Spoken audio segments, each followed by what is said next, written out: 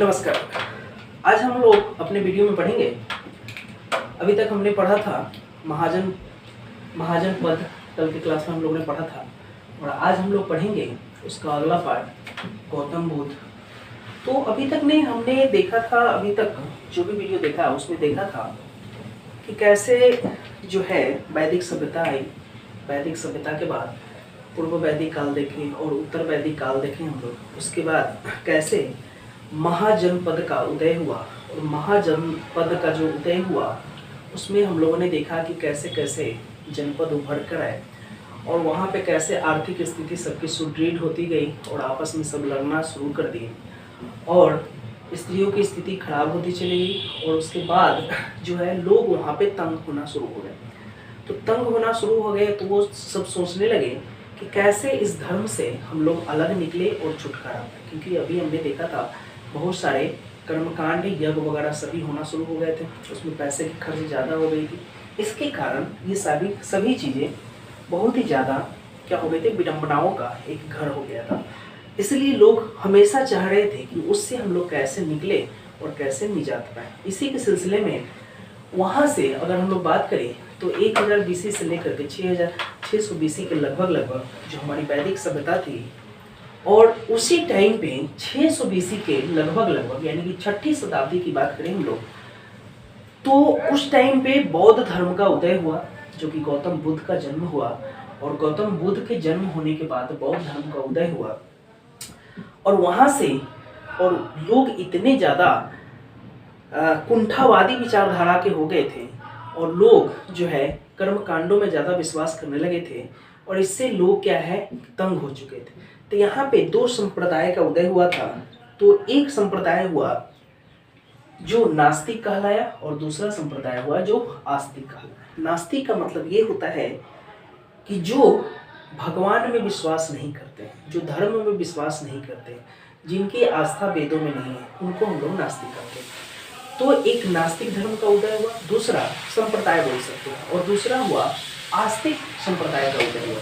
तो आस्तिक संप्रदाय उसे बोलेंगे जो वेद में विश्वास करते थे, और सृष्टि को जो बनाने वाले रचयिता है, जो भगवान बोलते हैं, उसमें उनकी आस्था थी। तो यहाँ से 2 संप्रदाय जन्म हुआ।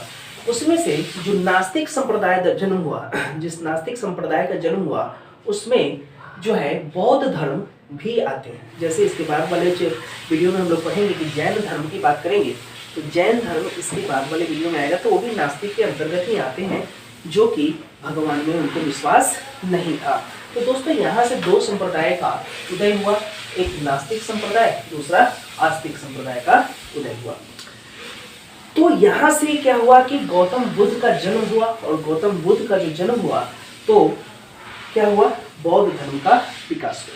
चलिए इसके लिए एक स्टोरी हम लोग प्लॉट करते हैं कि कैसे कैसे गौतम बुद्ध का जन्म हुआ, और उनका गौतम बुद्ध का जन्म हुआ, और वहाँ से क्या क्या चीज हुआ, उसको स्टोरी के रूप में हम लोग याद करते हैं।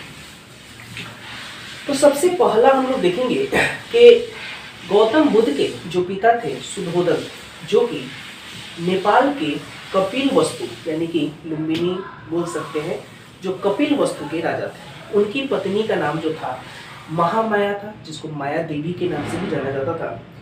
तो क्या हुआ कि महामाया देवी जो थी वह अपने मैके जा रही थी, यानी कि अपने नैहर जा रही थी। तो नैहर जाते टाइम पे लुम्बिनी एक वन है, यानी कि जगह भी है, वहाँ पे वन है। तो लुम्बिनी वन में क्या हुआ, उसे प्रसव पीड़ा हुई, और प्रसव पीड़ा के दौरान क्या हुआ कि गौतम बुद्ध का जन्म हुआ। तो गौतम बुद्ध का जन्म हुआ तो वहाँ पे ऐसा माना जाता है कि उस वन में बहुत सारे कमल खिले हुए थे जब उस टाइम पे उसकी जन्म हुई, और वह दिन जो था पूर्णिमा का दिन था। ठीक है, तो क्योंकि गौतम बुद्ध का जन्म भी पूर्णिमा को हुआ था, तो यह क्या हुआ कि वहाँ पे बहुत सारे कमल खिले हुए थे, और ऐसा माना जाता था कि गौतम बुद्ध का जन्म जो हुआ, जो जन्म होने के जस्ट बाद वो जब चलना शुरू किए तो वो कमल पर ही पैर अपना रखकर चलना शुरू कर दिए। यहाँ से भी स्टोरी प्लॉट होगी। उसके जस्ट बाद 6 या 7 दिन बाद क्या हुआ कि गौतम बुद्ध के 6-7 दिन के जन्म के बाद उनकी माँ क्या है, डेथ कर गई, यानी कि मर गई। मरने के जस्ट बाद क्या हुआ कि उसकी जो मौसी थी या सौतेली माँ क्या है, उनके पिता जो सुधोधन थे उन्होंने दूसरी शादी की, अपनी साली से शादी की, जिसका नाम प्रजापति गौतमी था। प्रजापति गौतमी ने ही गौतम बुद्ध का लालन पालन किया। तो स्टार्टिंग की बात करें तो गौतम बुद्ध का नाम सिद्धार्थ था। तो दोस्तों यहाँ से कुछ ऐसी पॉइंट थी, गौतम बुद्ध का जो बचपन का नाम सिद्धार्थ रहा है, और यहाँ से क्या हुआ कि जब वो थोड़ा सा बड़े होना शुरू हो गए तो उनके जो पिता, जैसे सुधोधन की बात करें, उनके पिता जो थे उन्होंने अपने कुल गुरु से उनकी कुंडली चेक करवाई, कुंडली दिखवाई। तो कुंडली दिखवाने के फलस्वरूप उसके गुरु ने कहा कि या गौतम बुद्ध के बारे में भविष्यवाणी की। उन्होंने कहा कि या तो वो सन्यासी बन सकता है और ना ही तो राजा बन सकता है। लेकिन सुधोधन को यह था कि मेरा बेटा राजा बने और क्या करे, सन्यासी न बने। इसके लेकर उन्होंने अपने जितनी भी चीजें थी, जैसे कि अपने राजपाट में ही गौतम बुद्ध को रखना शुरू कर दिया और बाहर जाने भी नहीं दिया, ताकि बाहर जाएगा तो बाहर की चीजों को देखने के बाद उसे ऐसा कहीं न लगे कि हमें सन्यासी बनना है। और इसके कारण से क्या है कि उनको राजा की ट्रेनिंग देना शुरू हो गया।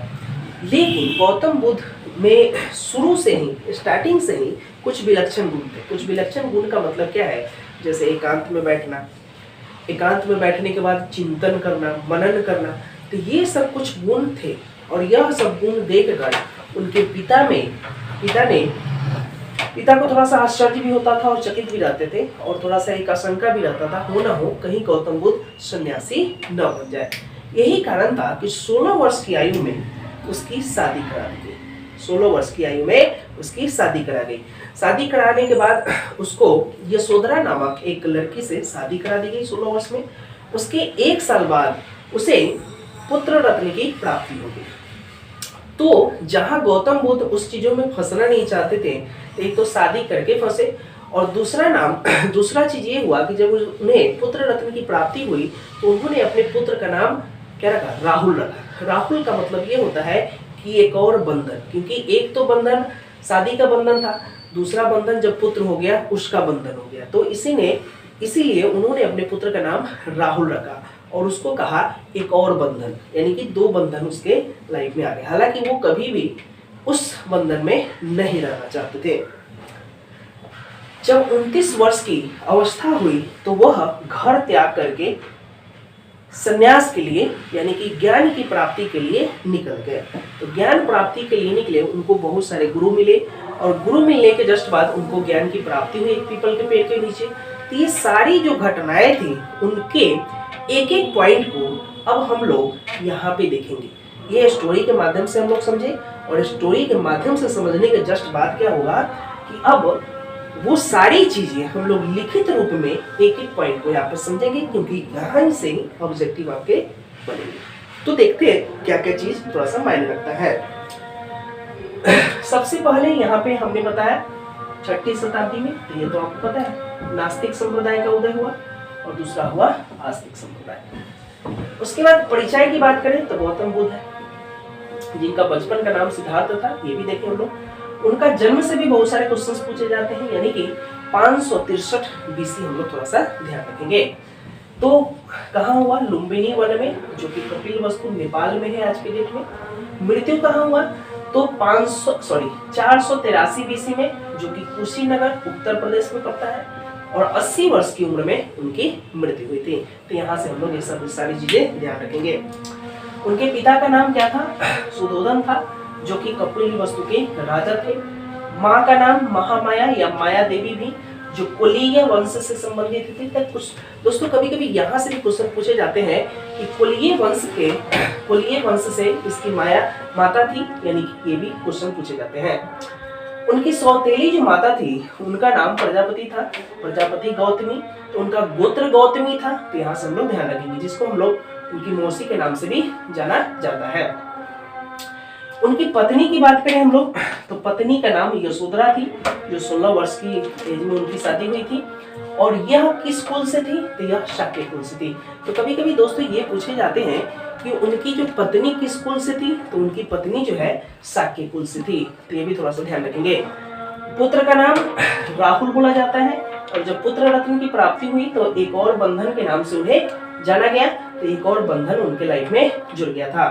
हालांकि जब गृह त्याग किए वो, तो वो उस टाइम पे 29 वर्ष के थे, और 29 वर्ष के थे तो गृह त्याग की जो घटना उनके लाइफ में घटित हुई थी उसको हम लोग महाभी निष्क्रमण के नाम से जानते हैं। तो दोस्तों क्वेश्चन भी यहाँ से कभी कभी आते हैं कि महाभी निष्क्रमण किसे बोला जाता है, तो गृह त्याग को महाभी निष्क्रमण बोला जाता था। जब ये घर से बाहर निकले तो 4 दृश्य देखे थे, नहीं ऐसा बोल सकते हैं, जब ये वन में कभी कभी क्या होते थे, एकांत में बैठते थे और वन में चिंतन करते थे। तो वन में चिंतन करते थे तो उस टाइम पे ये 4 दृश्य देखे थे अपने लाइफ में। तो एक देखे थे वृद्ध व्यक्ति, तो वृद्ध व्यक्ति देखा था उन्होंने, तो सबसे पहले देखा था कि वृद्ध व्यक्ति बहुत ही वृद्ध है और उनकी स्थिति ऐसी थी कि वास्तव में लाठी लेकर चल भी नहीं पा रहे थे। तो उन्होंने देखा कि लाइफ में कुछ भी कर लो लेकिन होना तो सबको बुढ़ा ही है, तो उससे बढ़िया है कि कोई कुछ बढ़िया चीज क्यों नहीं करे। दूसरा देखा बीमार व्यक्ति, जो बीमार व्यक्ति था वह अपनी बीमारी के कारण परेशान था, और बीमारी के कारण परेशान होने से यह था कि वह भी पूरे दुनिया का क्रियाक्रम करने के बाद भी बीमार था और स्वस्थ नहीं हो रहा था, यानी कि दुखी था। तीसरा देखा मृत व्यक्ति, यानी कि शव जाते हुए देखा था उन्होंने, तो कहा कि दुनिया में कुछ भी कर लो लेकिन मरना तो सबको है, इसलिए सारे दुख जो है मरने के बाद समाप्त हो जाते हैं। और चौथा देखा एक सन्यासी जो तपस्या कर रहा था लेकिन प्रसन्न होने का क्या है, प्रसन्न होने के लिए वो तपस्या कर रहा था। तो उनके मन में ये भी आया कि एक सन्यासी ही एक ऐसा व्यक्ति है कि जो अपने लाइफ में प्रसन्न रह सकता है, यानी कि ये जितनी भी चीजें हैं सभी में क्या है, दुख का भंडार है, और एक सन्यासी ही क्या है, सुख का रास्ता है। तो इसलिए उन्होंने सन्यासी बनने का निश्चय लिया था। चलिए अब थोड़ा सा देखते हैं, ये पॉइंट देखते हैं दोस्तों, इसकी जस्ट बाद हम लोग देखेंगे। अगला पॉइंट है, जब वो घर से निकले थे तो वो घूमते घूमते वैशाली पहुंचे थे। तो वैशाली पहुंचे तो सबसे पहले उन्होंने एक गुरु मिले उनको, जिसका नाम था अलार कलाम। तो यहाँ से भी क्वेश्चन पूछे जाते हैं, और अलार कलाम से उन्होंने सांख्य दर्शन, यानी कि सांख्य दर्शन का ज्ञान लिया था, लेकिन उनका जी अभी भी नहीं बढ़ा था। वो अपने जो क्या वास्तविक गुरु की खोज में फिर से निकले। तो वास्तविक गुरु को खोज में निकले तो द्वितीय गुरु उनके बने थे रुद्रक रामपूत। लेकिन यहाँ भी उन्हें, जो कि राजगृह में मिले थे उनको, लेकिन यहाँ भी उन्हें तसल्ली नहीं हुई और वह ज्ञान की तलाश में आगे बढ़ते रहे। जब ज्ञान की तलाश में आगे बढ़े तो यहाँ पे जो बोध गया में निरंजना नदी है उसके किनारे पीपल का पेड़ के नीचे उनको ज्ञान की प्राप्ति हुई, और 6 वर्ष के अथक प्रयास के फलस्वरूप जब वो 35 वर्ष के हुए तो उन्हें पीपल के पेड़ के नीचे और बैसाख पूर्णिमा बोल सकते हैं या पूर्णिमा बोल सकते हैं, उसी दिन उन्हें ज्ञान की भी प्राप्ति हुई। हालांकि उनका जन्म भी पूर्णिमा के दिन ही हुआ और ज्ञान की प्राप्ति भी पूर्णिमा के हुआ, इसीलिए उस तिथि को बुद्ध पूर्णिमा के नाम से भी हम लोग जानते हैं। तो बुद्ध पूर्णिमा का जो बौद्ध धर्म में सबसे ज्यादा महत्व दिया जाता है। तो यहाँ से हम लोग ये सारी चीजें देख सकते हैं। और महात्मा बुद्ध का बहुत सारे नाम है, उसमें कुछ नाम प्रचलित है जो आपके एग्जाम्स में आते हैं, जैसे बुद्ध, तो बुद्धत्व को जो प्राप्त करते हैं उसको बुद्ध बोलते हैं। उनका दूसरा नाम है तथागत। तथागत का मतलब होता है सत्य है ज्ञान जिसका, यानी कि कहा जाता है कि गौतम बुद्ध का ज्ञान जो है पूर्ण रूप से सत्य है। उनको शाक्य मुनि भी बोला जाता है, यहाँ से भी क्वेश्चन पूछे जाते हैं। लाइट ऑफ एशिया के नाम से भी, यानी कि एशिया का प्रकाश के नाम से भी उन्हें जाना जाता है। जब वो अपना ज्ञान प्राप्त कर लिए तो उन्होंने 5 ब्राह्मण को अपना सबसे पहले गुरु बनाया था, चेला बनाया था, यानी कि शिष्य बनाया था। उन 5 गुरु में आनंद जो था सबसे उनका प्रिय शिष्य रहा है। तो कभी कभी यहाँ से भी आनंद से भी पूछे जाते हैं। हालांकि दोस्तों थोड़ा सा हम रुकना चाहेंगे यहाँ पे। और इससे पहले जब तपस्या करने गए थे वो, यानी कि गुरु खोज में गए थे, यानी गुरु की खोज में गए थे, तो उरुवेला में 5 उसको साधक मिले थे। कभी कभी यहाँ से क्वेश्चन पूछे जाते हैं।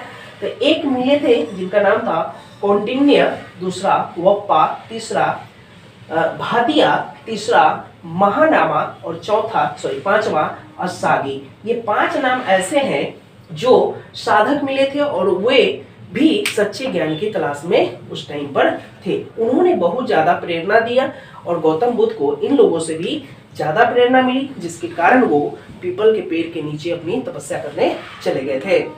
चलिए, तो यहाँ से ज्ञान प्राप्ति हुआ तो प्रथम उपदेश कहाँ दिया उन्होंने?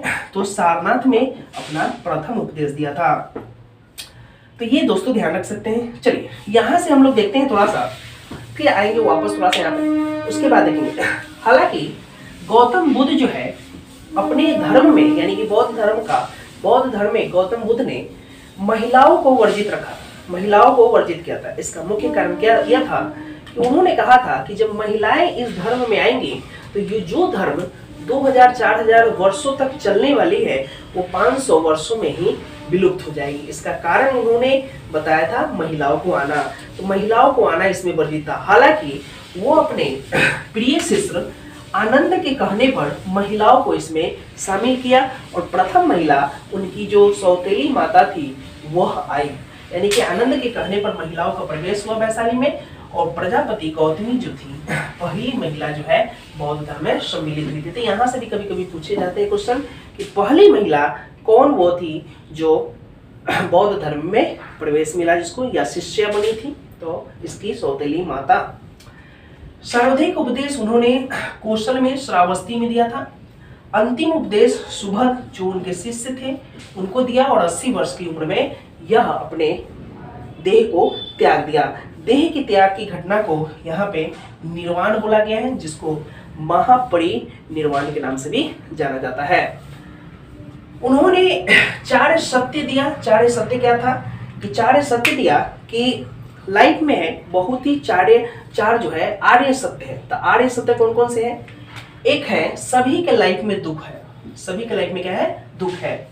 और दुख अकेले नहीं, दुख का समुदाय है, यानी कि दुखों का पहाड़ लोगों के जीवन में आता है, यानी कि दुख का समुदाय है। तीसरा है दुख निरोध, यानी कि दुख का निरोध हम लोग कर सकते हैं, यानी कि अपने लाइफ से दुखों को हटा सकते हैं। और चौथा है दुख निरोध मार्ग, यानी कि दुख का, अगर दुख आपके लाइफ में आता है तो आप दुख को हटा भी सकते हैं और दुख को निरोध भी कर सकते हैं। उसके मार्ग दिए, जिसको मार्ग का नाम है अष्टांगिक मार्ग।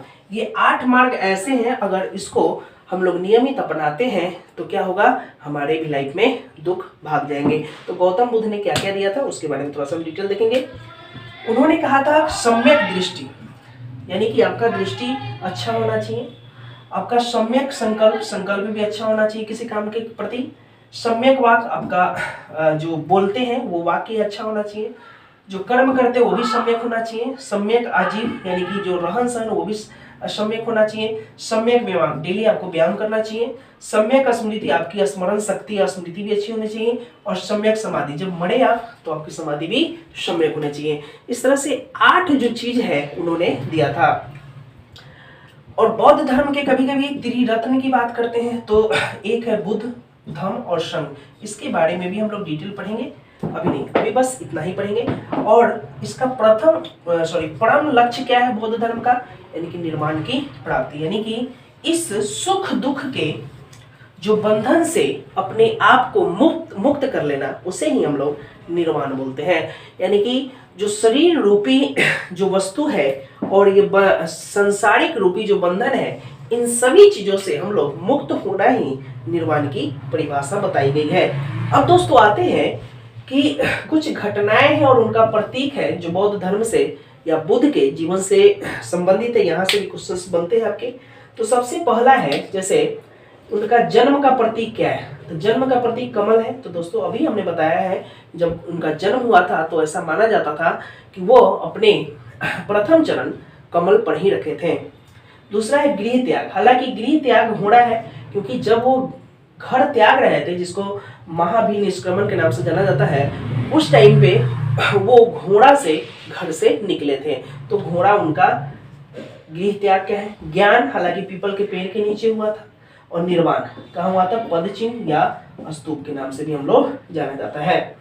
बुद्ध पूर्णिमा जन्म, ज्ञान और परिनिर्वाण। हालांकि उनकी मृत्यु भी बुद्ध पूर्णिमा को ही हुई थी, इसलिए बौद्ध धर्म में बुद्ध पूर्णिमा की बहुत ही ज़्यादा महत्व है।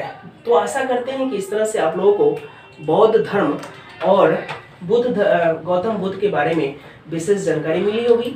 इसका नेक्स्ट इसका नेक्स्ट जो बचा हुआ शेष भाग है, अगले वीडियो में लेकर हम फिर से आएंगे। नमस्कार।